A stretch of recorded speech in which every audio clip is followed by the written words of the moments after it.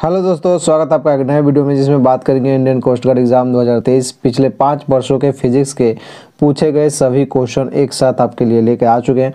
और ये पार्ट 2 है और इसके बाद कोई भी पार्ट आने वाला नहीं है क्योंकि एग्ज़ाम आपका स्टार्ट होने वाला है। कितने तारीख से? 20 से 23 तारीख तक चलने वाला है।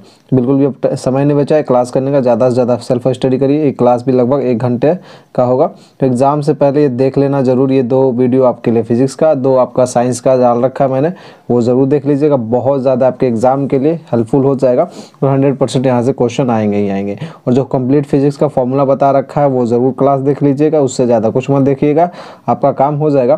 तो वीडियो को लाइक कीजिए, शेयर कीजिए। सपना है कोस्ट गार्ड में ही जाना है तो फटाफट चैनल को सब्सक्राइब कर लीजिए, बेल आइकन के बटन को प्रेस कर लीजिए। एंड आपको करना क्या है, टेलीग्राम से ज़रूर ऐड हो जाएगा।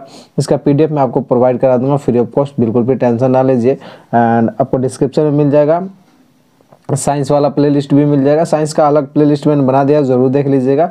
एंड फिजिक्स का प्लेलिस्ट भी मैं इसको बना रखा है, तो ये भी ज़रूर देख लीजिए। चलिए स्टार्ट करते हैं, ज़्यादा समय नहीं लेंगे। लाइक एंड शेयर जरूर कर दीजिए तो कि आपका सपोर्ट बना रहेगा, मतलब कि आपका सपोर्ट ही हमारा मोटिवेशन है। बाकी आपसे कोई चार्ज वगैरह तो ले नहीं रहे, तो प्लीज़ शेयर कर दिया करें। फ्री ऑफ कॉस्ट है तो फ्री में ही जितना हो सके आप कंटेंट लीजिए। और 10 घंटे 12 घंटे मैराथन के चक्कर में ना पड़ेगा क्योंकि कल से आपका एग्ज़ाम। तो चलिए आगे बढ़ते हैं और स्टार्ट करते हैं सेशन को। एंड वीडियो को लाइक जो जरूर कर दीजिएगा। चलिए स्टार्ट करते हैं। तो यहाँ तक हमने क्वेश्चन डिस्कस कर लिया था, ये 75 तक डिस्कस कर लिया था पहले वाले पार्ट में। तो 76 से डिस्कस करेंगे। और 76 में क्वेश्चन नंबर दे रखा है, देख सकते हैं, वेबर प्रति मीटर स्क्वायर इक्वल टू क्या होता है, वेबर प्रति metre square equal to tesla. और ये आपका फॉर्मूला है, आप देख सकते हैं, इक्वल टू BA और B इक्वल टू मतलब कि ये आपका 5/A और इसको वेबर प्रति मीटर स्क्वायर। जैसे कि आप ये देख सकते हैं, ये फॉर्मूला है। और किस चीज़ का ये फॉर्मूला है ज़रूर बताइए एक बार। देखते हैं सबसे पहले कौन बताता है, क्योंकि कल वाले क्लास में मैंने आपको बता रखा है कि आपका केस का है। ओके, तो प्रेरण का क्या होता है? प्रेरण का आपका होता है टेस्ला। एंड प्रेरकत्व की बात कर ले तो प्रेरकत्व का क्या होता है? प्रेरकत्व का होता है हेनरी। तो ये आपको ध्यान में रखना है। चलिए आगे बढ़ेंगे एंड क्वेश्चन नंबर चलेंगे 77 पे। 77 में दे रखा है, विद्युत चुम्बकीय तरंग के कंपित विद्युत एवं चुंबकीय सदिश निर्देशित होते हैं। विद्युत चुम्बकीय तरंग के कंपित विद्युत एवं चुंबकीय सदिश निर्देशित होते हुए आपको बताना है। और यहाँ पे आपका आंसर दे रखा है, परस्पर लंबवत दिशा में तथा समान कलम में। डायरेक्ट आपको याद करके रखना है, ज़्यादा तामझाम करना नहीं है क्योंकि आपका एग्जाम कल से है। और ज़्यादा से ज़्यादा आपको सोच रहा हूँ कि मैं आपको करा दूँ क्वेश्चन। विद्युत चुम्बकीय तरंग को कंपित विद्युत एवं चुंबकीय सदिश निर्देशित होते हैं, परस्पर लंबवत दिशा तथा समान कला में। ओके, चलिए आगे बढ़ेंगे एंड क्वेश्चन नंबर चलते हैं, क्वेश्चन नंबर 78। और 78 में ये फॉर्मूला मैंने ऑलरेडी आपको करा रखा है, तो इसलिए मैं बोल रहा हूँ बार बार कि फिजिक्स का जो कंप्लीट फार्मूला है ना, वो आप जरूर करके जाइएगा। आपका मैंने बोल रखा है कि 15+ की गारंटी है, तो उससे 100% आएगा, लेकिन उसको बढ़िया से करके जाइएगा तब। तो पृथ्वी के परितः, क्वेश्चन नंबर 78, पृथ्वी के परितः परिक्रमण कर रहे एक उपग्रह के अंदर एक सरल लोलक आवर्तकाल। देखिए सरल लोलक आवर्तकाल क्या होता है, T = 2π/L/g। और यहाँ पे क्या बोल रहा है, अंदर एक सरल लोलक आवर्तकाल परिक्रमण। कहाँ बोल रहा है? उपग्रह के अंदर की बात करें, अंदर की बात कर रहा है, मतलब कि यहाँ पे जी जो हो जाएगा 0 हो जाएगा, और जीरो होगा तो ये इन्फिनाइट का मतलब ये अनंत। इसका राइट आंसर हो जाएगा ऑलरेडी। चलिए चलेंगे हम क्वेश्चन नंबर यहाँ पे 79 में देख सकते गतिज ऊर्जा का फॉर्मूला दे रखा है। ओके, तो ये आप ये मत समझिएगा किस तरीके का फॉर्मूला, क्योंकि एक गतिज ऊर्जा का फॉर्मूला था 1/2 mv², राइट। तो वो जब m और v की बात करेगा तो ये, और यहाँ पे w वगैरह की बात करेगा तो ये वाला फॉर्मूला को यूज़ करना है। ओके, चलेंगे आगे और बढ़ेंगे 80 पे। किसी पिंड का सीमांत वेग निर्भर नहीं करता है, आपको बताना। ये फॉर्मूला आपको याद रखना है। ये फॉर्मूला मैंने करा रखा है, इसमें ऐसा कोई भी क्वेश्चन नहीं है जो मैंने आपके कंप्लीट फॉर्मूला रिवीजन में नहीं करा है, तो ज़रूर जाके देख लीजिएगा। एंड उसका लिंक मैं आपको डिस्क्रिप्शन में डाल देता हूँ, आप ज़रूर चेकआउट कर लीजिए। ओके, किसी पिंड का सीमांत वेग निर्भर नहीं करता है, तो किस पर निर्भर नहीं करता है? तो देखिए यहाँ पे आपका h नहीं है, सब कुछ है, वेग है, r है यहाँ पे दे रखा है, और 6π यहाँ पे दे रखा है, लेकिन h यहाँ पे नहीं है। तो किस पे निर्भर नहीं करता भाई साहब? तो ऊंचाई पे आपका निर्भर नहीं करता। इस तरीके से आपका फॉर्मूला से आपको क्या चीज़ बनाया जाता है, थ्योरी का क्वेश्चन बनाया जाता है, और बच्चे यही नहीं समझ पाते। और कोई टीचर ये बताता भी नहीं है कि फॉर्मूला से किस तरीके से थ्योरी का क्वेश्चन बनता है। सब रटवा देते हैं फॉर्मूला, लेकिन वो बताते नहीं है कि इस तरीके से आपका बनता है। ओके, चलिए क्योंकि बहुत सारे लोगों को इतना एक्सपीरियंस भी नहीं है, नए नए हैं, और हो सकता है उनको पता हो कि, लेकिन फिर भी नहीं, क्यों नहीं बताते अब वही जानते हैं। बाकी मैं कुछ बोलना नहीं चाहूँगा। साइक्लोट्रॉन का उपयोग निम्न में से किससे त्वरित करने के लिए किया जाता है? तो वो धनायन को त्वरित, देख सकते हैं यहाँ पे किसके, तो धनायन को। तो धनायन आपका राइट आंसर हो जाएगा। एंड जो समझाने लायक होगा उसको मैं समझाते चलूँगा। बाकी जो अनएक्सपीरियंस है उनसे आप अगर क्लास ले रहे हैं तो सतर्क हो जाइए, बाकी कुछ नहीं है। विरोधी विभव V नोट निर्भर करता है, देखिए ये आपका फॉर्मूला भी है, मैंने करा भी रखा है। तो आपको मैंने बताया ना, फॉर्मूला से सारा कुछ बनता है, फॉर्मूला से ही थ्योरी है और बस उसको समझना आना चाहिए। तो सही जगह पे रहिएगा तो सही दिशा निर्देश मिलेगा और सही कंटेंट मिलेगा। और 100% ये रियल कंटेंट है, कोई भी फेक वगैरह कंटेंट नहीं है, कहीं से भी उठा के नहीं लाए, हैंड रिटेन नोट्स है। तो आपतित प्रकाश की तीव्रता पर निर्भर नहीं करती है भाई साहब, ये नोट कर लीजिए। निरोधी विभव V नोट निर्भर करता है, तो निर्भर करता है किस पे? तो आपतित प्रकाश की तीव्रता पर नहीं करता है। तो बाकी जो आपका ऑप्शन है उस पर निर्भर करता है। इस तरीके से आपको 4 ऑप्शन दिए जाएंगे, तो आपको टिक करना होगा। आपको चलेंगे क्वेश्चन नंबर 83 पे। एंड 83 में दे रखा है प्रकाश की दैत्य प्रकृति प्रदर्शित होती है। तो किस तरीके से प्रदर्शित होती है भाई साहब? तो एक तो है विवर्तन और दूसरा है प्रकाश विद्युत प्रभाव में। ओके, तो क्या आपका राइट हो जाएगा? तो ये दोनों ही आपका राइट, विवर्तन भी और प्रकाश विद्युत प्रभाव दोनों ही आपका राइट आंसर हो जाएगा। हम चलेंगे क्वेश्चन नंबर 84 पे। सेशन आपको कैसा लग रहा है, क्लास कैसा लग रहा है भाई साहब, एक बार ज़रूर बता दीजिएगा। एंड वीडियो को लाइक ज़रूर कर दीजिएगा, नहीं किया तो शेयर कर दीजिए ताकि इस क्लास को कंटिन्यू रखा जाए। मतलब क्लास अगर आपका सपोर्ट रहेगा तो थोड़ा सा लंबा क्लास चलेगा, अदरवाइज 1 घंटे से पहले निपट जाएगा। ओके, 84 नंबर पर आ चुके हैं। ओके, यदि दो बलों के परिणामी का परिणाम बल के परिणाम से कम हो तो दोनों बल अनिवार्य रूप से होंगे। चलिए अब बताना है, यदि 2 बल हैं उनके परिणामी का परिमाण जो है वो बड़े बल के परिमाण से कम हो, 2 बलों के परिणामी का परिमाण बड़े बल के परिमाण से कम हो तो दोनों बल अनिवार्य रूप से होंगे। तो क्या होंगे भाई साहब? वो होंगे विपरीत दिशाओं में होंगे। तो ये आपको राइट आंसर हो जाएगा। इस तरीके से आपको क्वेश्चन एग्जाम में मिलेगा। एंड क्वेश्चन में चलेंगे 85 पे।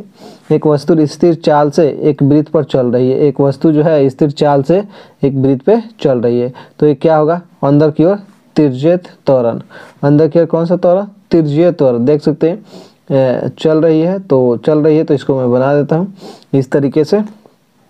चलिए इसको मैं थोड़ा सा और भी बना दूँ। चलिए इसका इस्तेमाल हम लोग करेंगे इस तरीके से। थोड़ा सा हो सकता है गलत बन जाए, लेकिन कोशिश तो सही है। इस तरीके से आपको दिखाई दे रहा है, जैसे कि मैंने बना भी रखा है। तो अंदर की ओर जो होगा वो तिर्यक त्वरण होगा।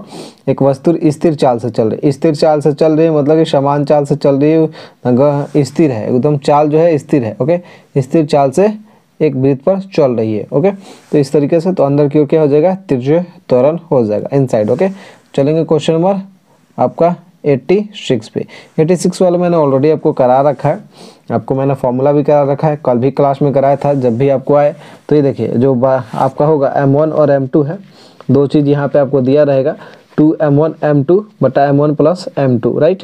तो यहाँ पे दे रखा है और यहाँ पे आपको M1 माइनस M2 दे रखा है। तो यहाँ पे आपको क्या करना है? बड़े से छोटे को घटा देना है, वो ध्यान रखिएगा। तो जैसे 10 है तो यहाँ पे आपका क्या होगा? 10 माइनस 6, तो 10 माइनस 6 और 10 प्लस 6 16, तो 4 बट्टा यहाँ पे 16 हो जाएगा, मतलब कि 1/4। और जी का मान दे रखा है तो जी का मान 10 लेंगे तो 10/4 आपका आंसर हो जाएगा। ओके, इस तरीके से इसको और भी काटेंगे तो 5/2 हो जाएगा। तो इस तरीके से आपको इसको सॉल्व करना है। इसका रहेगा इसको सॉल्व करना, तो टी पूछ रहा है तो टी पूछेगा तो 2M1 6 और 10 M2 बट्टा M1 प्लस M2 मतलब कि 16 इंटू 10। क्यों 10 भाई साहब? क्योंकि जी का मान दे रखा है। तो 6 दूनी 12 और 12 दहा के 120, ये आपका हो गया।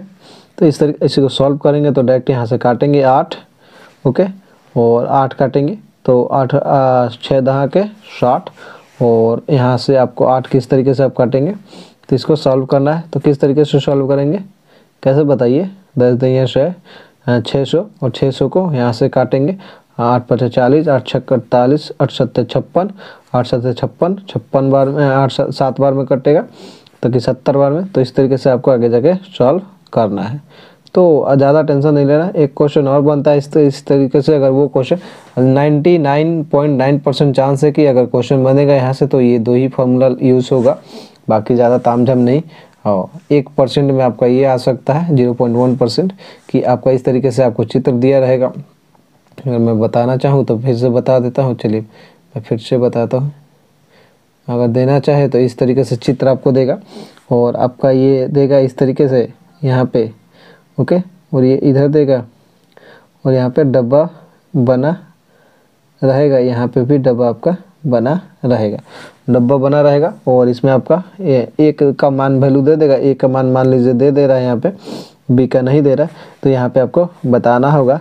तो ये इसका फॉर्मूला है आपका U/MB/MA से आपको निकालेंगे।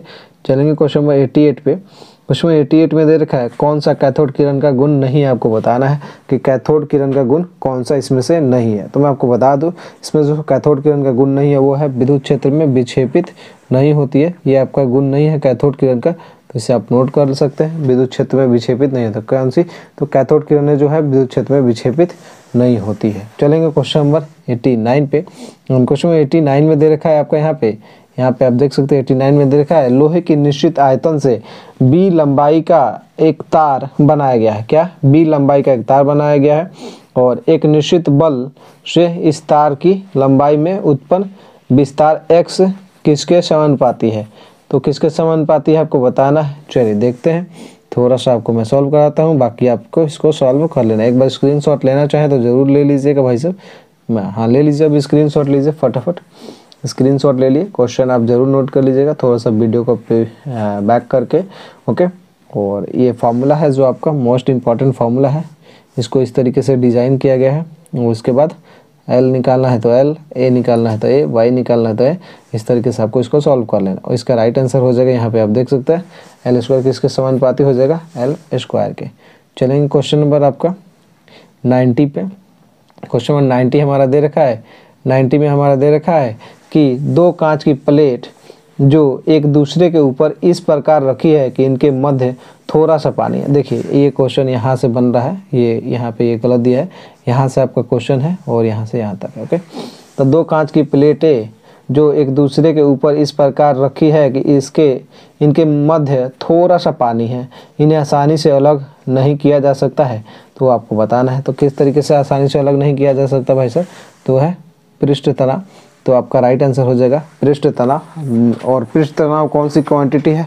चलिए बताइए। तो पृष्ठ तनाव कल ही बता रखा है फर्स्ट क्लास में, तो मैं फिर से एक बार बता दूं, पृष्ठ तनाव जो है आपका वो कौन सी क्वांटिटी है भाई साहब? तो ये है आपका टेंसर क्वांटिटी। कौन सी? टेंसर क्वांटिटी है, नोट कर लीजिए, कल भी बता रखा था कि टेंसर क्वांटिटी है आपका पृष्ठ तनाव। चलेंगे क्वेश्चन नंबर 91 पे। 91 में दे रखा है घन आवेश को समविभव सतह पर चलाने में किया गया कार्य। तो जो घन आवेश होते हैं उनको समविभव सतह पर चलाने में जो कार्य किया जाता है वो होता है शून्य। तो आपको नोट कर लेना है, इस घन आवेश को समविभव सतह पर चलाने में किया गया कार्य क्या होता है? शून्य होता है। चलेंगे क्वेश्चन नंबर 92 पे। 92 में देखिए क्या दे रखा है, 92 में दे रखा है यहाँ पे आवेशित संधारित्र की प्लेटों के बीच स्थित एक आवेशित कण पर F बल लग रहा है। यदि संधारित्र की एक प्लेट को हटा लिया जाता है तो उस कण पर लगने वाले बल का मान होगा। तो उस कण पर लगने वाले, ये वाले दिया है तो थोड़ा सा कंफ्यूज ना होइएगा, वाले बल का मान होगा। चलिए बताइए अब क्या होगा भाई साहब? तो ये F/2 होगा। किस तरीके से? F = E0 ऑफ E/E0 होगा, ये दे रखा है, और QE0 हो यहाँ पे, और इस तरीके से इसको F/2 में तोड़ेंगे। कण पर लगने वाले बल का मान जो होगा, अगर F पूछेगा तो F/2, कुछ और पूछे तो बट्टा में 2 तो फिक्स है, ओके। तो ये आपको ध्यान में रखना है। विद्युत प्रभाव में इलेक्ट्रॉन एक धातु की सतह से उत्सर्जित होते हैं। प्रकाश विद्युत प्रभाव में क्या होता है? इलेक्ट्रॉन जो होता है एक धातु की सतह से उत्सर्जित होते हैं। तो उसका आंसर क्या हो जाएगा? तो उत्सर्जित होते हैं तो केवल तब, कब उत्सर्जित होते हैं भाई साहब? तो केवल तब जब आपतित विकिरण की आवृत्ति एक देहली आवृत्ति से अधिक होती है। कब होती है? जब आपतित विकिरण की आवृत्ति एक देहली आवृत्ति से अधिक होती है तो प्रकाश विद्युत प्रभाव में इलेक्ट्रॉन एक धातु की सतह से उत्सर्जित होते हैं। तो इस तरीके से आपका क्वेश्चन है, आपको नोट कर लेना है। मोस्ट इंपॉर्टेंट क्वेश्चन है, लगा लीजिए इसको, VVI लगा लीजिए, VVI तो P लगा। वेरी इंपॉर्टेंट क्वेश्चन है ये आपके लिए। और यंग के डिस्टिलेट प्रयोग में झिर्रियों और पर्दों के बीच की दूरी बढ़ाने पर फ्रिंज चौड़ाई। फ्रिंज चौड़ाई आपसे क्वेश्चन पूछेगा किसी न किसी शिफ्ट में आपको देखने को मिलेगा, ये नोट कर लीजिए। ओके, तो ये बढ़ेगा किस तरीके से बढ़ेगा भाई साहब। डी यहाँ पे जो कैपिटल डी है वो होता है पर्दे की दूरी, और जो स्मॉल डी है वो झिर्रियों की दूरी है। ये आपको ध्यान में रखना है, और इसको ध्यान में रखिएगा तो आप ज़रूर बता दीजिएगा। और इसका फॉर्मूला होता है B equal to lambda capital D upon small D, और कैपिटल डी आपका पर्दा है और ये डी स्मॉल डी झिरिया। अब किस तरीके से दे रखा है, मान लीजिए यहाँ पे बोला पर्दे के बीच की दूरी बढ़ाने पर, जो दूरी बढ़ाया जा रहा है किसकी, पर्दे के बीच की दूरी बढ़ाया जा रहा है, तो इसकी दूरी बढ़ाएंगे तो ये भी बढ़ेगा, क्योंकि इसकी बढ़ाएंगे, ये अगर झिरियों के बीच की दूरी बढ़ाएंगे तो ये क्या हो जाएगा, घट जाएगा, लेकिन इसकी बढ़ाएंगे तो ये बढ़ेगा। तो इस किस तरीके से आपको, क्योंकि बी यहाँ पे लैम्डा है, डी है, और बी हो जाएगा 1/d, तो इस तरह से ये बढ़ेगा तो ये घटेगा, ये घटेगा तो ये बढ़ेगा। इस तरीके से आपका ये दिया रहता है। चलिए क्वेश्चन नंबर 90, ये 95 हो गया। और 96 में दे रखा है आपका, 96 में है विद्युत तीव्रता ई, धारा घनत्व J और विशिष्ट प्रतिरोध के मध्य परस्पर संबंध। तो इन तीनों के मध्य जो परस्पर संबंध है, ओके, तो ये क्या हो जाएगा, E equal to J equal to K। Okay, तो ये आपको इस तरीके से ये संबंध है।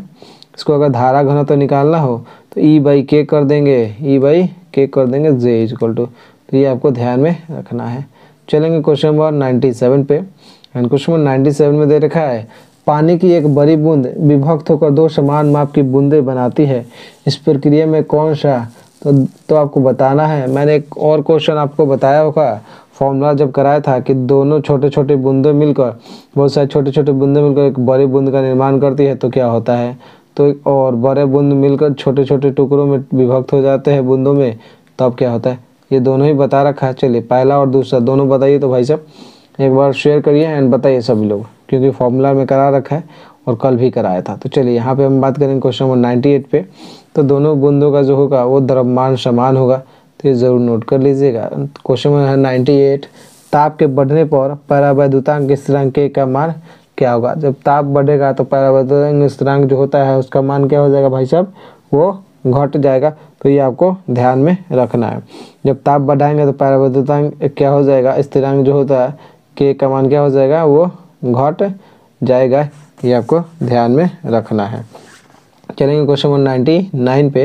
एंड क्वेश्चन नंबर 99 में दे रखा है जब दो क्षण चुंबकों को क्या दे रखा है भाई साहब, समाक्षीय रूप से एक दूसरे से कुछ दूरी तक पर रखते हैं तो कोई बल आघूर्ण कार्य नहीं करता है। क्यों नहीं काम कर सकता, तब करता है भाई, क्योंकि इनके ध्रुवों पर लगने वाला जो बल होता है समान रेखा के अनुदिश कार्य करता है। किसके कार्य करता है, समान रेखा के अनुदिश कार्य करते हैं। तो ये आपको ध्यान में रखना है। चलेंगे अपने 100 नंबर क्वेश्चन पे आ चुके हैं, मोस्ट इंपॉर्टेंट आपके एग्जाम के लिए भाई साहब। 100 है, जल की बूंद वायु में अत्यधिक ऊंचाई h से गिरती है, उसका अंतिम वेग। देखिए भाई साहब, अब इसको जो आपका होता है, अगर इसका क्वेश्चन देखा जाए तो जल की बूंद वायु की अत्यधिक ऊंचाई से h से गिरती है तो उसका अंतिम वेग। क्यों अंतिम वेग, यहाँ भाई साहब यहाँ पे h पर निर्भर नहीं करता है, और जिस पर निर्भर नहीं करता है तो ये समझिए कि ऐसे ऐसे क्वेश्चन आपके एग्जाम में बचने के चांस, मतलब कि बनने के चांसेस रहते हैं फुल। ओके, चलेंगे क्वेश्चन नंबर 101 पे। 101 में दे रखा है यहाँ पे सिर्फ चित्र बना रखा है। क्या बना रखा है, सिर्फ चित्र बना रखा है। चित्र बनाने के बाद कोई काम नहीं है। तो यहाँ पे आप देख सकते हैं पहला आपका चाल दिया है, h पर निर्भर नहीं करता है, तो कौन निर्भर नहीं करता, अत्यधिक ऊंचाई से यहाँ पे गिरती है तो उसका प्रतिरोध वेग जो होगा, ओके, वो क्या हो जाएगा, वो किस पर निर्भर नहीं करता है, तो h पर निर्भर नहीं करता है। और बाकी गतिज ऊर्जा, चाल, आपका वेग, संवेग, ये तीनों पर ही निर्भर करता है। तो ऑल आपका राइट आंसर हो जाएगा। एंड चलेंगे क्वेश्चन नंबर आपका 102 पे। 102 में देख रखे हैं तो विस्थापन जब आयाम का आधा होता है तब, तो विस्थापन जब आयाम का आधा होता है तब निश्चित ऊर्जा तथा कुल ऊर्जा का अनुपात क्या होगा। निश्चित ऊर्जा और कुल ऊर्जा का अनुपात आपसे पूछ रहा है कब, जब आयाम का आधा है, तो स्थितिज ऊर्जा तथा कुल ऊर्जा। स्थितिज ऊर्जा ये देख सकते हैं, कुल ऊर्जा ये देख सकते हैं, टोटल एनर्जी। और इस तरीके से आपको सॉल्व करना है। तो यहाँ पे U = 1/, यहाँ पे आपको पता है ना, m ओमेगा स्क्वायर की जगह पे K भी लिख सकते हैं, 1/2 के स्क्वायर, और के स्क्वायर का जब एम ओमेगा स्क्वायर लिखते हैं हम लोग। तो चलिए आगे इसमें आपको पूछ रहा है 1/4 हो जाएगा। किस तरीके से 4 हो जाएगा, इसको सॉल्व करिएगा तो आपका 4 यहाँ पे राइट आंसर, यहाँ पे देखिए ये बच गया, ये सारा चीज़ कट जा रहा है। तो वाई स्क्वायर a/2 और ए स्क्वायर ऑलरेडी है, तो a/4 हो जाएगा, a²/4, a² कट जाएगा, बच जाएगा 1:4 आपका राइट आंसर। चलेंगे क्वेश्चन 103 पे। 103 में दिया है एक एसी परिपथ में धारा दे रखा है कि एक एसी परिपथ में धारा का क्या मतलब, एक एसी परिपथ में धारा, तो आंसर क्या हो जाएगा, वोल्टेज से अग्रगामी या पश्चगामी या समानकला में हो सकती है। क्या हो जाएगा भाई साहब, वोल्टेज जो है वो अग्रगामी होगा या फिर या पश्चगामी या फिर समान कला में एक साथ, तो ये आपको ध्यान में रखना ही रखना है। चलेंगे क्वेश्चन नंबर 104, और 104 में दे रखा है हमारा, यहाँ पे आप देख सकते हैं ओजोन छिद्र क्या है, ओजोन छिद्र आपको बताना है। तो समताप मंडल में ओजोन छिद्र की बात करें तो समताप मंडल में ओजोन जो यहाँ पे परत की मोटाई है क्या है, तो परत की मोटाई यहाँ पे क्या होती है, घटती है, तो आपको नोट कर लेना है। तो समताप मंडल में क्या हो जाएगा, ओजोन परत की जो होता है मोटाई के घटना होते हैं। चलेंगे क्वेश्चन 105 पे। अनुचुंबकीय पदार्थ है, तो अनुचुंबकीय पदार्थ क्या है भाई साहब, तो अनुचुंबकीय पदार्थ आपका एल्युमिनियम है, तो नोट कर लीजिए। और आपका क्वेश्चन में चलेंगे 106 पे, और ये नहीं कि यही है, सिर्फ और भी हैं। और 106 पे दे रखा है बर्नौली का सिद्धांत, ऑलरेडी करा भी रखा है, आपका जो फॉर्मूला वाला रिवीजन क्लास है उसमें भी करा रखा है। तो बर्नौली का सिद्धांत क्या है भाई साहब, तो ऊर्जा संरक्षण पर निर्भर करता है, ये आपको ध्यान में रखना है। अनुचुंबकीय पदार्थ क्या है, तो ये है आपका क्या है, एल्युमिनियम है, तो ये भी आपको ध्यान रखना है। चलेंगे आगे बात करेंगे, और क्वेश्चन में चलते हैं 107 पे। 107 में दिया है यदि सी तथा आर क्रमशः धारिता, मतलब सी क्या है धारिता है और आर क्या है प्रतिरोध को प्रदूषित करे तो आरसी का विमाएँ होगी। तो आरसी का जो विमाएँ होंगी वो टी के बराबर होगी, टी का मतलब टाइम के बराबर आपका होगी। तो ये आपको ध्यान में रखना है। बाकी मैं इसको सॉल्व करवाता हूँ, मतलब कि ठीक इसको करवाता हूँ। यदि a × b = c वेक्टर, ये वेक्टर है, मैंने बताया था ना, जब भी क्रॉस प्रोडक्ट रहे तो साइन आएगा और डॉट प्रोडक्ट रहे तो कॉस आएगा। तो निम्नलिखित कौन गलत है वो आपको बताना है। तो सी जो है किसके लंबवत है, यहाँ पे आप देख सकते हैं a के, यहाँ पे b के, और यहाँ पे a + b के, तो यहाँ पे आपको ध्यान में रखना है। तो यहाँ पे राइट आंसर क्या हो जाएगा, ये आपका सही है, ये सही है, ये सही है, यही वाला आपका जो है ऑप्शन है डी वाला, जो ये आपका गलत है। एक व्यक्ति नियत वेग से गति करते हैं, दूसरी खुली कार में बैठा हुआ है, एक व्यक्ति दूसरी कार में खुला बैठा है, वह एक ऊर्ध्वाधर ऊपर की ओर फेंकता है, तब गेंद गिरेगी। तो किस में गेंद गिरेगी, हाथ में गेंद गिरेगी। क्यों गिरेगी भाई साहब, त्वरण बढ़ेगा तो पीछे, क्योंकि त्वरण जब बढ़ेगा वो पीछे गिरेगी, और जब त्वरण का ये मंदन रहेगा, एक्सेलरेशन मंदन में रहेगा, घटेगा, तो ये आगे हो जाएगा। इस तरीके से आपको ध्यान में रखना है। क्वेश्चन नंबर चलेंगे, ये क्वेश्चन ऑलरेडी करा का है, चुंबक के लिए बल घूर्ण, तो चुंबक b sin थीटा, ये आपको ध्यान में रखना है चुंबक के लिए। ये MLB sin थीटा, ये आपको ध्यान रखना है चुंबक के लिए। हमें बल घूर्ण छड़ चुंबक के लिए पूछेगा तो यहाँ पे ना ही आपको ध्यान रखना, NAI छड़ चुंबक के लिए आपको याद करके रखना है। चलेंगे क्वेश्चन नंबर 111 पे। कैथोड किरण, सॉरी खिंचौर नहीं है, कैथोड किरणों के संबंध में क्या सत्य नहीं हो आपको बताना है, जो सत्य नहीं, तो ये विद्युत क्षेत्र में विक्षेपित नहीं होते हैं, ये आपको ध्यान में रखना है, विद्युत क्षेत्र में विक्षेपित नहीं होते हैं। कैथोड किरणों के संबंध में क्या क्या सत्य नहीं है, तो ये इलेक्ट्रॉन पुंज होती है, ओके, ये इलेक्ट्रॉन पुंज होती है, ये आयोजित कण है, चुंबकीय क्षेत्र से विक्षेपित हो सकती है, और ये प्रकाश की चाल के समान चाल चलती है, ये आपका सत्य है। सत्य नहीं है, यहाँ पे दे रखा है विद्युत क्षेत्र से विक्षेपित नहीं होती है।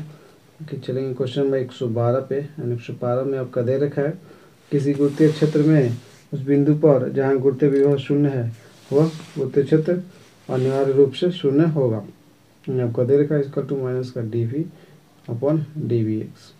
गुरुत्वीय क्षेत्र अनिवार्य रूप से शून्य होगा। चलेंगे क्वेश्चन नंबर 113 पे।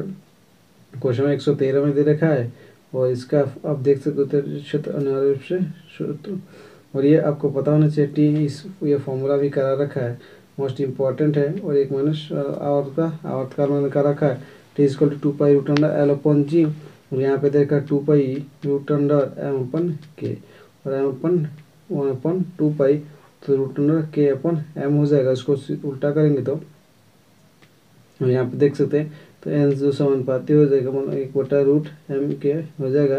तो इस तरीके से आपको ये सॉल्व किया गया है। चलेंगे 113 पे। 113 में दे रखा है F=m, F=QE, और QE बराबर हो जाएगा किसके, MA के बराबर हो जाएगा।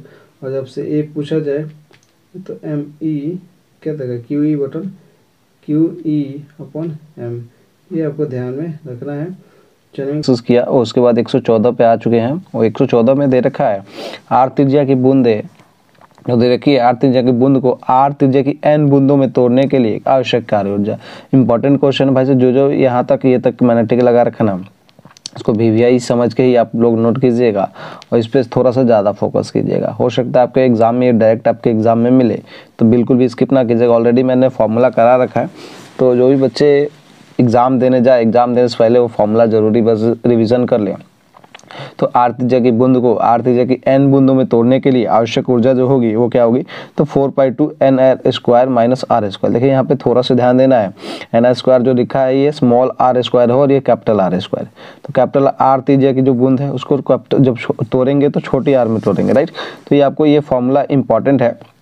इस फॉर्मूला से आपको यहाँ पे देखिए इसको क्या करना है, और इसको क्या करना है, n4r, यहाँ पे मैं बता रहा हूँ आपको, n4r पाई r²t - 4π r²t। आपको पता है मैंने बताया था कि जब बात करेंगे 4π r²t आपको ध्यान में आना चाहिए। देखिए WB बराबर 4π r²t और WS बराबर n4π r²t। तो इसको देखिए, इसको घटाएंगे और घटाएंगे तो ये वाला आपका आंसर आएगा और ये वाला आंसर आएगा, तो क्या हो जाएगा, सॉरी हाँ, ये आपका यह वाला आंसर आ जाएगा। तो मैंने यहाँ पे डायरेक्ट आंसर लिख रखा है, तो ये ज़रूर आप ध्यान में दे दीजिएगा। इसको निकाल के दिख रखा है और ये आपको इस तरीके से आपको किस भी आप पूछ सकता है कितने यहाँ पे, तो n बूंदों में दे रखा है, तो n का मान कुछ और भी रह सकता है, तो आपको यहाँ पे ध्यान में रखना होगा। 115 पे चलेंगे। 115 में दे रखा है एक बूंद आवेश के कारण एक बिंदु आवेश के कारण किसी बिंदु पर विभव का मान होगा। इंपॉर्टेंट है तभी बताया जा रहा है। तो एक बिंदु, देखिए फॉर्मूला से, ये फॉर्मूला है ना, बच्चे क्या कर लेते हैं, ये रट लेते हैं। अब ये रट लेंगे और ये इस तरीके से थ्योरी का क्वेश्चन बनाता है, दूरी के व्युत्क्रमानुपाती, दूरी के समानुपाती, आवेश के समानुपाती, ये इस टाइप से क्वेश्चन बनाता है। आपके एग्जाम में ऑप्शन रहेगा दूरी के व्युत्क्रमानुपाती, दूरी के समानुपाती, या फिर आवेश के समानुपाती, और या फिर इनमें से कोई नहीं, ओके, या फिर इनमें से सभी। तो आप क्या टिक कर देंगे। अब आपको समझ में नहीं आएगा कि आखिर एक बिंदु आवेश के कारण किसी बिंदु का विभव का मान होता है, वो क्या होता है। तो भाई साहब देखिए यहाँ पे समझिए आप, ये दे रखा है V = KQ/R। ये फॉर्मूला आपको याद है, लेकिन फिर भी नहीं बना पाते हैं बच्चे। क्यों? क्योंकि आपको ये कॉन्सेप्ट क्लियर नहीं है, कोई बताता नहीं है किस तरीके से बनता है। देखिए V, तो V यहाँ पे समानुपाती है K के भी समानुपाती है, राइट। V यहाँ पे समानुपाती है Q के भी समानुपाती है, राइट। और V यहाँ पे व्युत्क्रमानुपाती 1/r, मतलब कि R यहाँ पे क्या है, दूरी है, जो कि तो किसके दूरी के व्युत्क्रमानुपाती होती है। ऑप्शन आपका रहेगा Q के समानुपाती, आवेश के समानुपाती, तो ये भी आपका राइट आंसर हो जाएगा, व्युत्क्रमानुपाती नहीं। तो आपको जब भी ध्यान में रखना है, जो सामने सामने रहेगा वो समानुपाती है और जो बट्टा में आ जाए वो समझ लीजिए व्युत्क्रमानुपाती है। तो ये मोस्ट इस तरीके से आपका थ्योरी का क्वेश्चन बनता है, लेकिन अगर आप कंफर्म कर ले तो 100% कोई रोक नहीं सकता। चलेंगे 116 नंबर क्वेश्चन पे। एंड 116 में दे रखा है एक संधारित्र को बैटरी से जुड़ा रखकर उसकी प्लेटों के बीच, एक संधारित्र को क्या करना है, बैटरी से जुड़ा रखकर उसकी प्लेटों के बीच में एक परावैद्युतांक पट्टिका रख दी जाती है। अगर परावैद्युतांक पट्टिका रख दी जाएगी तो इस प्रक्रिया में क्या होगा, तो बैटरी की ऊर्जा जो का उपयोग जो होगा इस कार्य में किया जाता है। क्या होगा, इस बैटरी की जो ऊर्जा होगी, एनर्जी जो होगी, उसका उपयोग हम लोग इस कार्य में करेंगे। किसका कार्य करेंगे, बैटरी की ऊर्जा का उपयोग करेंगे, ओके। तो ये आपको ध्यान रखना है। चलेंगे 117 पे। 117 नंबर क्वेश्चन है आपका, यहाँ पे थोड़ा सा ध्यान दीजिएगा। 117 नंबर क्वेश्चन है कि एक कार्बन प्रतिरोध का मान क्या होगा। एक कार्बन प्रतिरोध का मान आखिर क्या होगा जिस पर भूरे काले एवं भूरे रंग की पट्टियाँ बनाई है। ये मैं आपको एक चीज़ बताऊंगा जिससे आपको समझ में आना चाहिए। चलिए मैं इसको थोड़ा सा, आपका 100 आंसर तो यहाँ पे दे रखा है, लेकिन वो मैं यहाँ पे ऐसे इस टाइप से बनता है वो, तो रंग वाला, तो मैं आपको क्या कर दूंगा, इसका टेलीग्राम पे भेज दूंगा, जिससे आपको क्लियर हो जाएगा, बहुत अच्छे से क्लियर कर देंगे उसको।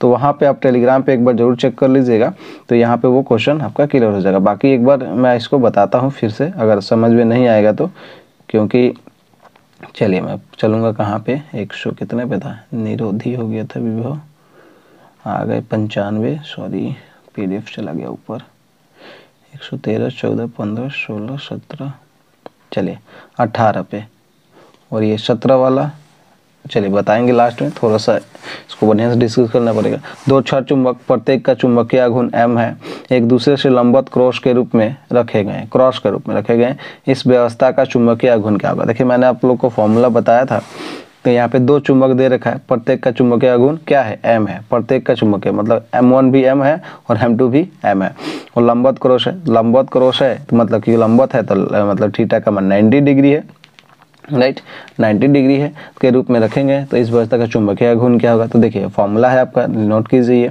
तो इस तरीके से अगर दो चुंबक दे प्रत्येक चुंबक का इस तरीके से आपको दे दे, और M12 का मान अलग भी दे सकता है, तो यहाँ पे आपको ध्यान में रखना।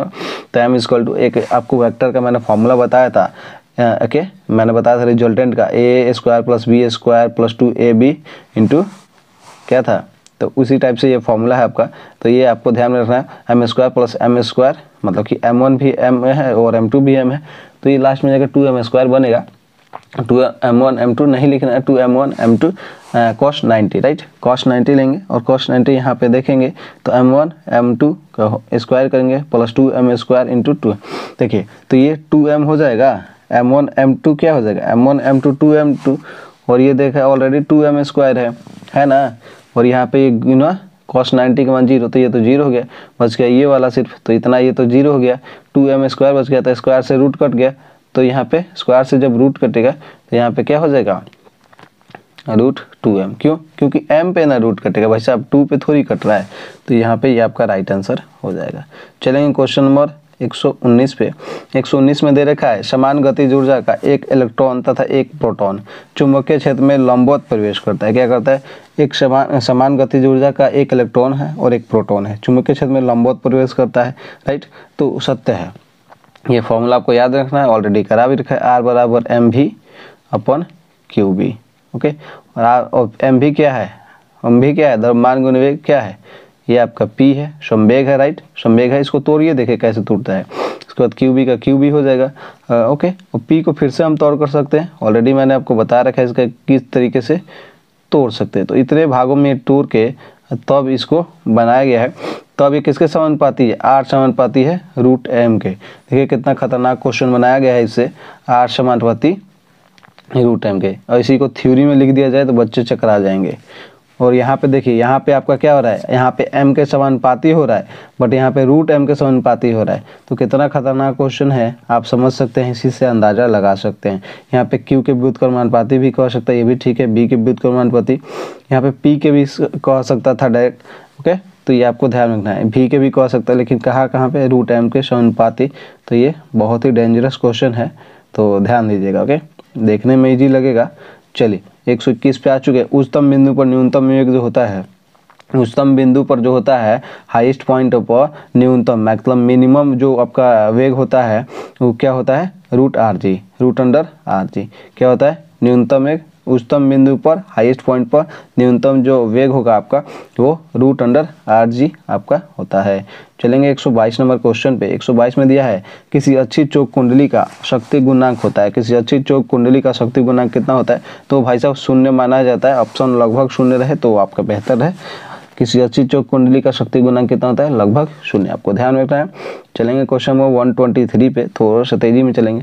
ट्रांसफार्मर का क्रोड जो दे रखा है यहाँ पे, मुलायम लोहे का डैश डैश कम करने के लिए होता है। किसको कम करने के लिए भाई साहब, तो आपको बताना है कि किसको कम करने के लिए होता है। तो ट्रांसफार्मर का जो क्रोड है मुलायम लोहे का, वो शैथिल्य ह्रास को कम करने के लिए, क्या चीज़ कम करने के लिए, शैथिल्य ह्रास को कम करने के लिए होता है, ओके। चलेंगे क्वेश्चन नंबर 124 पे। 124 में दे रखा है, प्रतिवर्ती मतलब कि अल्टरनेटिव करंट है, अल्टरनेटिव करंट से आपका प्रतिवर्ती धारा से क्वेश्चन है। प्रतिवर्ती मुख्य 220 वोल्ट का शिखर मान होगा। देखिए मैंने आपको बताया था, अब इसको कैसे शिखर मान आपका पूछ रहा है और वोल्ट में पूछ रहा है, तो यहाँ पे आपको ध्यान में रखना होगा वोल्ट में पूछ रहा है, राइट, वोल्ट में पूछ रहा है तो VRMS। ओके, अगर पूछता आपसे धारा वर्ग माध्य मूल मान उस टाइप से पूछता तो IRMS बराबर I0 अपन √2 वाला फॉर्मूला यूज़ करते। यहाँ पे पूछ रहा है वोल्ट का दे रखा है प्रतिवर्ती, तो शिखर मान पूछ रहा है, तो ये तो शिखर मान हो गया, राइट, शिखर मान ये हो गया ना, शिखर मान पूछ रहा है तो VRMS equal to V0 upon √2, right, पूछ रहा है ये, तो VRMS जो होगा वो क्या हो जाएगा, VRMS कितना दे रखा है जल्दी से बताइए, कितना दे रखा है, बताइए 220 वोल्ट। तो 220 वोल्ट को हम क्या करेंगे, इधर कर देंगे, 220 वोल्ट यहाँ पे लिख देंगे, √2 से गुना हो जाएगा, तो √2 जब इसमें गुना हो करेंगे तो V0 इक्वल टू 311 वोल्ट आपका राइट आंसर हो जाएगा, जो कि आपका शिखर मान निकल के आ जाएगा। चलेंगे क्वेश्चन नंबर 125 पे। 125 में दे रखा है द्विध्रुव की निरक्ष पर वैद्युत द्विध्रुव आघूर्ण और विद्युत क्षेत्र की दिशा के मध्य कौन होगा। देखिए निरक्ष विद्युत विभव और विद्युत द्विध्रुव आघूर्ण और विद्युत क्षेत्र की दिशा के मध्य कौन जो होता है वो क्या होता है, 180 डिग्री होता है। डायरेक्ट आप से नोट कर लीजिए, यहाँ पे आपको ध्यान में रखना होगा। चलेंगे क्वेश्चन नंबर 126 पे। दे रखा है संकेत आवृत्ति अर्थात श्रव्य स्रोत को वाहक तरंग पर लादने की क्रिया को क्या कहते हैं भाई साहब, इसको क्या कहते हैं। बड़ा खतरनाक क्वेश्चन नहीं है, लेकिन डायरेक्ट आपको याद करने वाला क्वेश्चन है, तो याद कर लीजिएगा। संकेत आवृत्ति अर्थात श्रव्य संकेत को वाहक तरंग पर लादने की क्रिया को क्या कहते हैं, तो भाई साहब उसे क्या कहते हैं, भाई साहब उसे कहते हैं मॉड्यूलेशन। तो आपको ध्यान में रखना मॉड्यूलेशन। चलेंगे क्वेश्चन 117, राइट, 177 गतिमान फोटोन का द्रव्यमान। इंपॉर्टेंट क्वेश्चन है ये, इसको आपको ध्यान में रखना है, किस तरीके से सॉल्व करना है, राइट। हाँ मैं फिर से लिख देता हूँ, इक्वल टू गतिमान फोटोन का क्या पूछना है, द्रव्यमान पूछ रहा है। अब देखिए ई बराबर क्या होता है, एक ई बराबर m इक्वल टू m और c स्क्वायर, आपको पता होगा ये फॉर्मूला कितना खतरनाक है। ये तो यहाँ पे ये पुट करेंगे और इसको यहाँ पे पुट करेंगे, राइट, पुट करेंगे और पुट करेंगे, यहाँ पे द्रव्यमान पूछ रहा है तो m इक्वल टू h और यहाँ पे c स्क्वायर। अब देख सकते हैं m का मान ये निकल गया, कितना खतरनाक क्वेश्चन बना है। लेकिन यही समझना होता है ना, ई बराबर h और ई बराबर c स्क्वायर, तो ये दोनों बराबर हो जाएंगे, बराबर करके द्रव्यमान का मान हम निकाल देंगे। ओके, चलेंगे क्वेश्चन नंबर 128 पे। 128 में दे रखा है कि पानी का पृष्ठ तनाव किस ताप पर शून्य होगा। अब बताइए पृष्ठ तनाव कौन सी क्वांटिटी है, 2 बार मैंने बता रखा है ऑलरेडी, तो ये होगा टेंसर क्वांटिटी। तो ध्यान में रखना होगा कि टेंसर क्वांटिटी है आपका। चलेंगे पानी का पृष्ठ तनाव किस ताप पर शून्य होगा, तो पानी का जो पृष्ठ तनाव होता है वो 373 डिग्री सेल्सियस या फिर 647 केल्विन से कुछ कम ताप पर आपका जो हो जाएगा वो शून्य होगा। चलिए आपको नोट कर लेना है, पानी का पृष्ठ तनाव किस ताप पर शून्य होगा, तो 373 डिग्री सेल्सियस या फिर 647 केल्विन से कुछ कम ताप पर होगा। चलेंगे क्वेश्चन नंबर 129 पे। 129 में दे रखा है वैद्युत द्विध्रुव आघूर्ण के स्थितिज ऊर्जा। स्थितिज ऊर्जा वैद्युत द्विध्रुव आघूर्ण में स्थितिज ऊर्जा क्या होता है, U बराबर माइनस पी कॉस थीटा। अब देखिए कितना खतरनाक ये क्वेश्चन बन रहा है आपका। इससे जो भी क्वेश्चन आपसे पूछा जाएगा वो मैंने लिख रखा है। अगर 0 डिग्री पे पूछे तो माइनस पी हो जाएगा, ओके। अगर 90 पे पूछे, क्योंकि ये 0 हो जाएगा 90 पे, और cos थीटा का मान 0 डिग्री पे 1 हो जाता है, और 1 होता है तो माइनस पी हो जाएगा, राइट। तो यहाँ पे मैंने लिख रखा है डायरेक्ट, तो इस तरीके से आपको सॉल्व करना है। अगर 90 डिग्री पे पूछ ले तो ये पूरा का पूरा 0 हो जाएगा। अगर 180 डिग्री पे पूछ ले तो पी हो जाएगा, क्यों, क्योंकि -1 होता है, और -1 cos थीटा का मान 180 डिग्री पे -1, तो माइनस पी मिलके क्या हो जाएगा, पी बना देगा। तो ये आपका तो मैक्सिमम इस पे हो जाएगा, क्यों। और यहाँ पे एक चीज़ ध्यान देने लायक है कि 0 डिग्री पे आपका क्या हो जाएगा, मिनिमम होगा, U मिनिमम होगा, स्थितिज ऊर्जा जो होगा वो मिनिमम होगा, क्यों, क्योंकि माइनस पी में चला जा रहा है, ओके। और यहाँ पे 180 पे मैक्सिमम होगा। तो बड़ा ही कमाल का ये क्वेश्चन है, और बड़ा ही कमाल की थ्योरी जो दे रखा है यहाँ पे, ओके। इसको अगर नहीं समझेंगे तो फंस जाएंगे, ओके। चलिए चलेंगे क्वेश्चन नंबर 130 पे। एंड 120 पे दे रखा है कि गॉस नियम सत्य है यदि किसी आवेश के कारण विद्युत क्षेत्र दूरी r के साथ निम्न प्रकार से परिवर्तित हो। चलिए अब आपको बताना है, ये फॉर्मूला है, गॉस नियम सत्य है यदि किसी आवेश के कारण विद्युत क्षेत्र दूरी r के साथ निम्न प्रकार से परिवर्तित हो। ये फॉर्मूला आपको ध्यान रखना है, ऑलरेडी करा भी रखा है, ई के क्यू अपन r स्क्वायर। ये आपको ध्यान में रखना है। E=KQ/R²। और समानुपाती किसके है भाई साहब, ये देख सकते हैं दूरी के व्युत्क्रमानुपाती है। यहाँ पे क्या कह रहा है, विद्युत क्षेत्र दूरी r के साथ निम्न प्रकार से परिवर्तित होती है। तो E=KQ/R। तो E किसके समानुपाती है भाई साहब, तो ये तो Q के समानुपाती, R के व्युत्क्रमानुपाती है। उसको समानुपाती बनाना है, R² को समानुपाती बनाता है, तो R को यहाँ पे लेके जाएंगे और क्या कर देंगे, माइनस लगा देंगे। E समानुपाती R⁻²। हो गया ना समानुपाती। तो इस तरीके से आपको रिलेट करना है। चलेंगे क्वेश्चन नंबर आपका 131 पे। ओके, किसी द्रव का उसके पृष्ठ के प्रति एकांक क्षेत्रफल पर संचित ऊर्जा को कहते हैं। तो किसी द्रव को उसके पृष्ठ के प्रति एकांक क्षेत्रफल पर संचित ऊर्जा को क्या कहते हैं भाई साहब, तो संचित ऊर्जा को कहते हैं पृष्ठ तनाव। बड़ा खतरनाक क्वेश्चन है पृष्ठ तनाव, और एक क्वेश्चन आपको एग्जाम में देखने को मिलेगा पृष्ठ तनाव से, जरूर ध्यान लीजिएगा। इसका दो फॉर्मूला होता है पृष्ठ तनाव का, एक तो होता है W/A और एक होता है F/A। तो ये आपको ध्यान में रखना है। पृष्ठ तनाव का दो फॉर्मूला W/A और F/L, दोनों से आपका बनता है क्या चीज़, दोनों से ही से पूछ लेता है ज़्यादातर ये, नहीं तो कभी कभी ये पूछेगा तो समझे खतरनाक बना रहा है। और बच्चे सिर्फ ये वाला फॉर्मूला याद रखते हैं पृष्ठ तनाव का, ये वाला ध्यान ही नहीं रहता है, पता ही नहीं रहता है, चाहे कोई बताता भी नहीं है, पढ़ाता है तो।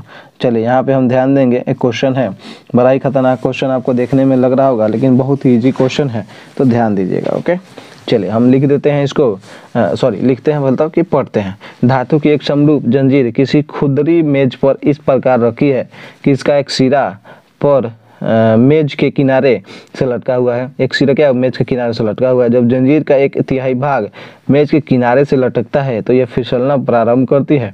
तो स्थैतिक घर्षण गुणांक का मान आपको बताना है, और डायरेक्ट आपको इसको याद करके रखना है। क्या घर्षण गुणांक का मान π/2, क्या याद करके रखना है, π/2 याद कर लीजिएगा। वैसे बहुत कम चांस है कि क्वेश्चन आपके एग्जाम में पूछे, एनडीए के एग्जाम में आ चुका है क्वेश्चन, और सारे ही क्वेश्चन जो है ना किसी एग्जाम में पूछे गए हैं। ओके, चाहे वो एयरफोर्स की बात कर ले, नेवी की बात कर ले, या फिर आपकी कोस्ट गार्ड की बात कर ले। ओके, या फिर कोई ऐसा भी क्वेश्चन है जो कि आपके एनडीए के एग्जाम में भी पूछ रखा है। तो गोलीय कोण के केंद्र पर गुरुत्वीय क्षेत्र की तीव्रता क्या होगी। गोलीय कोण के केंद्र पर गुरुत्वीय क्षेत्र की जो तीव्रता होती है वो भाई साहब क्या होती है, तो होती है 0। तो आपको ध्यान में रखना है कि गोलीय कोण के केंद्र पर गुरुत्वीय क्षेत्र की तीव्रता कितनी होती है, तो होती है 0 होती है। तो एकदम आपको ध्यान में रखना है। चलेंगे क्वेश्चन नंबर 134 पे। 134 पे दे रखा है 134 पे दे रखा है आपका, हाँ मैं इसको लिख दूँ 130। सरलोक के T² L के बीच ग्राफ होता है। देखिए T² और L के बीच आपको डायरेक्ट याद करके रखना है, आपको ज़्यादा तामझाम करना नहीं है। ये फॉर्मूला आपको ध्यान में है ना, T=2π√L/G। T समानुपाती √L के है। जब √L के समानुपाती है तो √L के समानुपाती है, तो इसको हम कैसे सॉल्व करेंगे। देखिए T समानुपाती 2π√L/G, तो 2 समानुपाती √L है, तो ये रूट हटेगा तो इधर स्क्वायर नहीं आ सकता है। स्क्वायर जब आएगा तो स्क्वायर इक्वल टू या फिर समानुपाती इक्वल L हो जाएगा। तो T² और L के बीच में जो आपका ग्राफ बनता है, आपको दो ध्यान में रखना है। जब बीच से क्वेश्चन पूछे ग्राफ का, तो आपके ध्यान में रखना है कि जब T² और L के बीच में ग्राफ बनेगा तो वो बनेगा सरल रेखा, राइट। T² और सिर्फ T और L कहेगा तो वो बनेगा परवलय। तो ये आपको ध्यान में रखना है। 2 से पूछता है, T² और L के बीच में सरल रेखा और T और L के बीच में परवलय, तो आपको यहाँ पे ध्यान में रखना है। मोस्ट इंपॉर्टेंट है, बता दिया दोनों ही। 100 चलेंगे 35 पे। एक सरल लोलक निर्वात युक्त प्रकोष्ठ में दोलन करेगा। तो भाई साहब एक सरल लोलक जो होता है एक निर्वात युक्त प्रकोष्ठ में कैसे दोलन करेगा वो आपको बताना है। तो मैंने बोला ना था कि आप लोग देख के ही आंसर बताइएगा, अगर नहीं पता है तो, और पता है तो बिना देखे बताइए फिर, लेकिन कमेंट सेक्शन में जरूर बताएं। उससे क्या होगा, डबल रिवीजन होगा। एक तो यहाँ पे मैं बोल रहा हूँ, दूसरा आप सुन रहे हैं, और तीसरा आप उस पर लिख दीजिएगा, तो ये आपका बहुत ज़्यादा काम करने वाला है। तो एक सरल लोलक निर्वात प्रकोष्ठ में क्या करेगा, दोलन करेगा, तो नियत आयाम से। तो आपको नोट कर लेना है किसी से, नियत आयाम से। चलेंगे क्वेश्चन नंबर कितने पे, 136 पे। क्वेश्चन नंबर चलेंगे 136 पे।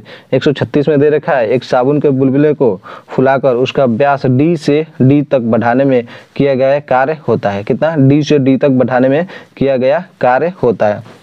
देखिए यहाँ पे टी घोल का पृष्ठ तनाव है।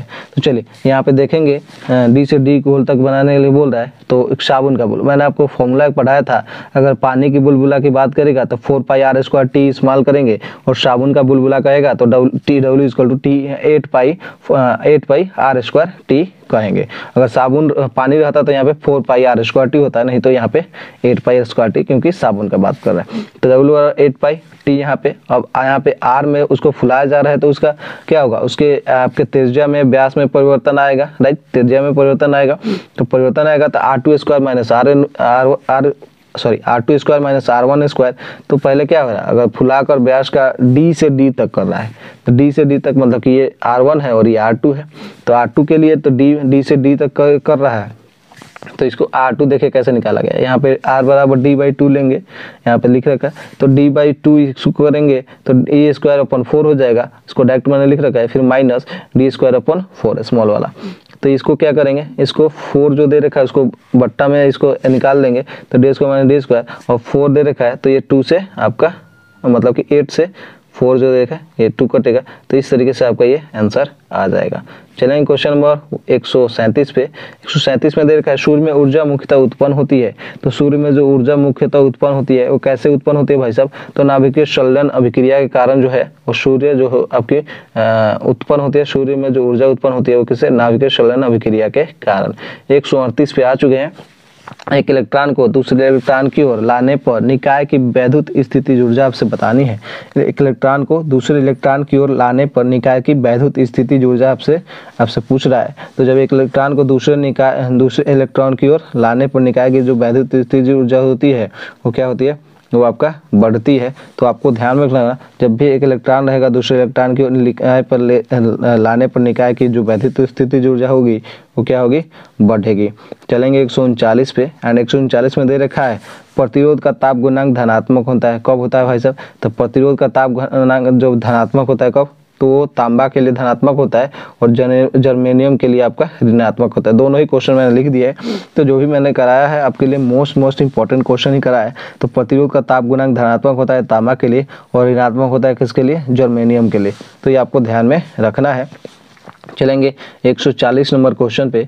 और 140 में दे रखा है चुंबकीय प्रवृत्ति ऋणात्मक है। तो किसके लिए ऋणात्मक भाई साहब, तो चुंबकीय प्रवृत्ति, तो प्रतिचुंबकीय पदार्थों के लिए चुंबकीय प्रवृत्ति ऋणात्मक है। किसके लिए ऋणात्मक है, तो प्रतिचुंबकीय पदार्थों के लिए जो है चुंबकीय प्रवृत्ति आपका ऋणात्मक दे रखा है। चलेंगे क्वेश्चन नंबर 141 पे।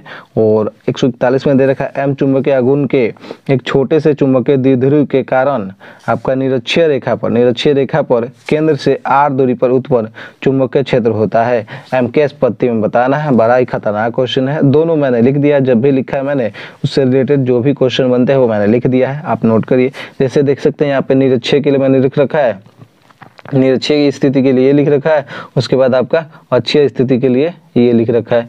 ओके, तो ये दोनों ही मैंने लिख रखा है जो कि आपके लिए यूजफुल है, मोस्ट इंपॉर्टेंट है। निरक्षीय के लिए यहाँ पे देख सकते हैं mu naught upon 4π into 2m/r³, मतलब कि सीधा इसको 2m के अपन r³ में इसको व्यक्त किया गया है। उसके बाद अक्षीय स्थिति mu naught upon 4π into m/r³। अक्षीय रहेगा तो सिर्फ m रहेगा, m के अपन r³, और अगर निरक्षीय रहेगा तो आपका 2m के अपन r³, नहीं तो अक्षीय में m के अपन r³, दोनों ही लिख दिया है। चलेंगे क्वेश्चन में 142 पे।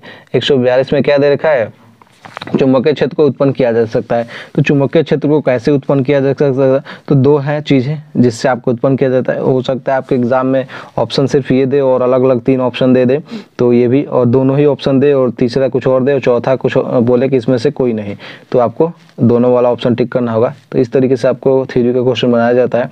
एक गतिमान आवेश द्वारा चुंबकीय क्षेत्र को कैसे उत्पन्न किया जाता है, तो एक गतिमान आवेश द्वारा और दूसरा है एक परिवर्ती विद्युत क्षेत्र द्वारा। तो दो चीजों से आपका चुंबकीय क्षेत्र को उत्पन्न किया जा सकता है, एक तो गतिमान आवेश द्वारा और दूसरा है परिवर्ती विद्युत क्षेत्र द्वारा। चलेंगे क्वेश्चन नंबर 143 पे, 143 पे। सदिश ए दिया है और सदिश इतना दिया है कि अनुदिश घटक आपको निकालना है। तो अनुदिश देखिए घटक आपका कैसे निकालना है, ए दिया है, बी दिया है, सॉरी ए दिया है, तो यहाँ पे देखिए 2 अब +3 दिया है, a dot B √/b।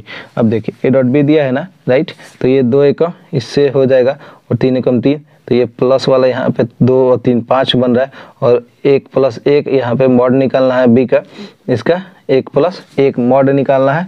Okay, तो मॉड निकालना है, सॉरी यहाँ पे देखेंगे ए वाला यहाँ पे दे रखा है ए इससे बी और फिर से बी का मॉड, तो बी का मॉड निकाला था ये 1 + 1 और ये 2 एकम 2 3 एकम 3, तो 3 2 5 अपन √2, तो ये राइट आंसर हो जाएगा आपका 5 अपन √2।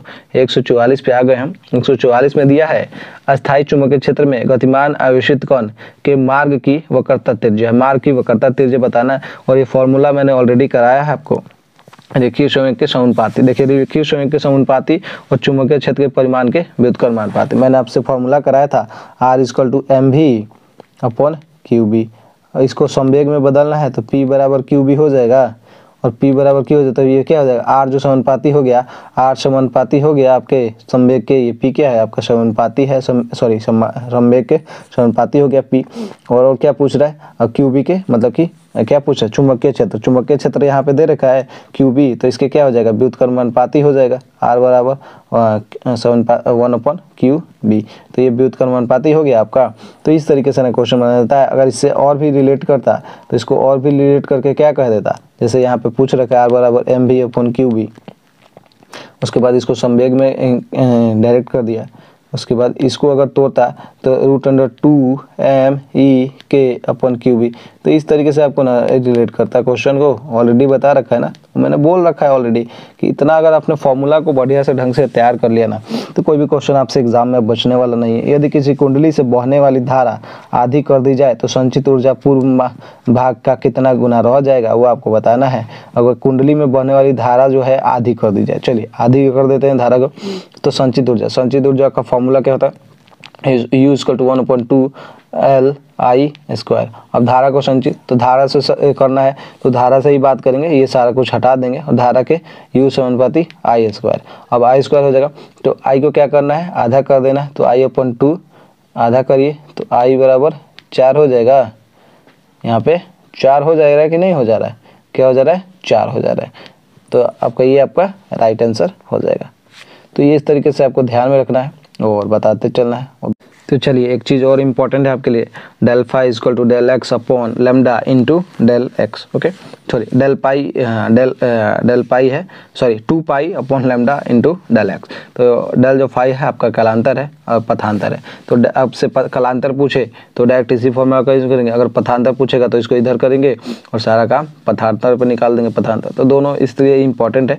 तो इस तरीके से क्वेश्चन सारा जो भी मैं बताता हूँ डबल दोनों ही बता देता हूँ, जो भी आपका क्वेश्चन है उससे आपका रिलेट कर जाए। गुरुत्वीय स्थिति ऊर्जा की बात करें तो गुरुत्वीय स्थिति ऊर्जा आपको देख लेना है, यहाँ पे U = -G/mm/r², कैपिटल एक है, एक स्मॉल m है अपॉन r कैपिटल है, तो ये आपको ध्यान में रखना है। और फॉर्मूला भी बता रखा है, तो मैं बार बार जिक्र कर रहा हूँ कि एग्जाम देने से पहले वो रिवीजन जरूर करके जाइएगा, उससे बाहर आपका क्वेश्चन आएगा नहीं।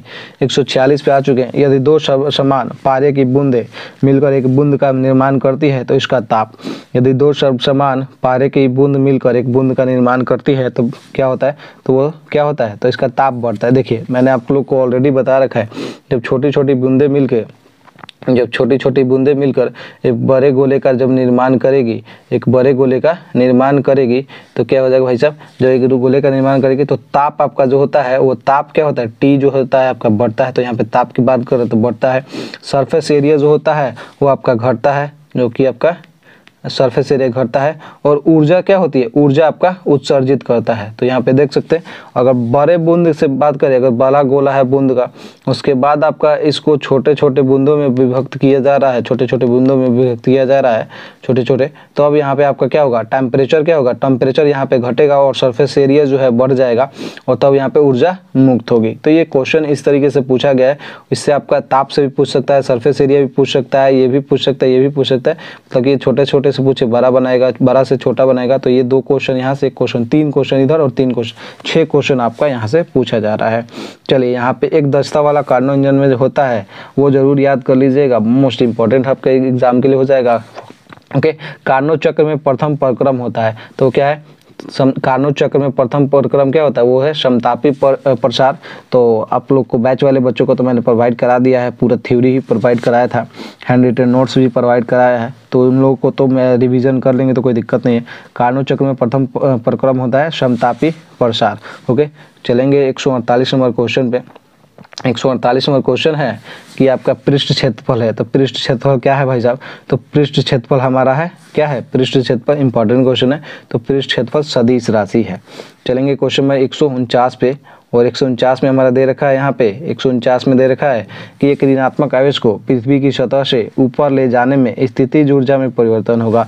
एक ऋणात्मक आवेश है, उसको पृथ्वी की सतह से ऊपर ले जाने में स्थितिज ऊर्जा में जो परिवर्तन होगा वो क्या होगा, तो वो क्या हो जाएगा भाई साहब, जो ऊपर ले जाएंगे तो क्या होगा, स्थितिज ऊर्जा में जो परिवर्तन होगा वो बढ़ जाएगा। ये फार्मूला आपका वो इस चीज़ का फार्मूला है KQ1Q2 माइनस का KQ1Q2/r²। तो इस तरीके से ऋणात्मक आवेश है, राइट, ऊपर ले जाएंगे तो स्थितिज ऊर्जा क्या होगा, वो बढ़ेगा। तो ये आपको ध्यान रखना है। चलेंगे अपने लास्ट नंबर क्वेश्चन पे, और आज हम 185 क्वेश्चन डिस्कस करेंगे। ओके, एक आवेशित संधारित्र की प्लेटों के बीच किसी बिंदु पर विद्युत क्षेत्र की तीव्रता E बराबर KQ/r²। तो ये क्या हो जाएगा, प्लेट विद्युत क्षेत्र की तीव्रता क्या हो जाएगी यहाँ पे KQ/r², और ये आपको यहाँ पे ध्यान में रखना है, प्लेटों के बीच की दूरी पर निर्भर नहीं करता है। एक क्वेश्चन लास्ट आप लिख लीजिए, एक खोखले गोले के केंद्र पर गुरुत्वीय क्षेत्र की तीव्रता होती है 0 होती है। चलिए वीडियो को लाइक कर दीजिए, शेयर कर दीजिए। सपना है कोस्ट गार्ड में ही जाना है तो फटाफट चैनल को सब्सक्राइब कर लीजिए, बेल आइकन के बटन को प्रेस कर लीजिए। टेलीग्राम से जरूर जाएगा, PDF आपको मिल जाएगा। एंड ज़्यादा से ज़्यादा वीडियो को लाइक कीजिए। इसका फर्स्ट पार्ट आपने नहीं देखा है तो वो जरूर देख लीजिएगा, फर्स्ट और सेकंड पार्ट दोनों देख लीजिएगा। फिजिक्स का कंप्लीट फॉर्मूला रिवीजन कर लीजिएगा, एंड साइंस का 2 पार्ट में मैंने करा रखा है आपका, तो वो भी ज़रूर देख लीजिएगा। मोस्ट आपके एग्जाम के लिए होने वाला है ये सीरीज। और मैं आपको कहूँगा कि अब ज़्यादा से ज़्यादा आप सेल्फ स्टडी पे फोकस कीजिए। जय हिंद, जय भारत। कोई भी डाउट हो, कोई भी क्वेश्चन हो, क्वेरी हो, कमेंट सेक्शन में आस्क कीजिएगा। डिस्क्रिप्शन में व्हाट्सएप नंबर दे रखा है, वहाँ पे मैसेज कीजिएगा, टेलीग्राम पे ऐड हो जाएगा। जय हिंद, जय भारत, वंदे मातरम।